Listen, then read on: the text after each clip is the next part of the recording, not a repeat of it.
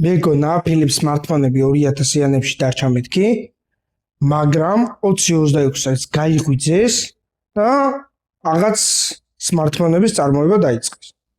აი შეხედეთ ამ Philips-ის მოდელს, ეს 8325 მოდელია.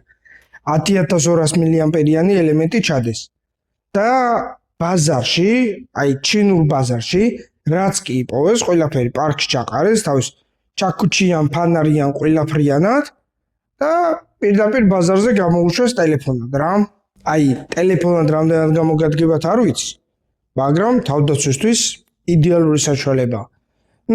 აქვს ნორმალური მონაცემები, როგორც smartphone-ს, ასე რომ ვთქვათ, ნორმალური კამერა, მაგრამ მაგის კამერას ჩემი აზრით არავინ არ გამოიყენებს.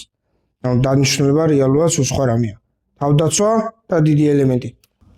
ხოლო ეს Philips-ის მეორე smartphone-ია, ეს 7221 5G და ამაში უკვე 120-იანი ეკრანი ჩადეს. 120-იანი რამდენად იქნება არ ვიცი, მაგრამ ესე აწერია. და 16 მეგაპიქსელიანი ფრონტალური კამერა.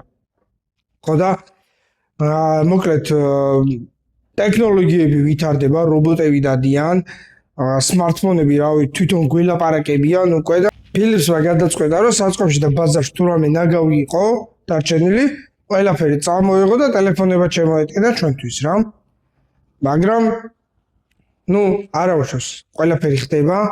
მე მგონია რომ როგორც დაიწყეს ისე მორჩებიან და ჩემი აზრით რაც საუკეთესოდ გამოსდით, საპარსები ეგენი უნდა აკეთონ რა.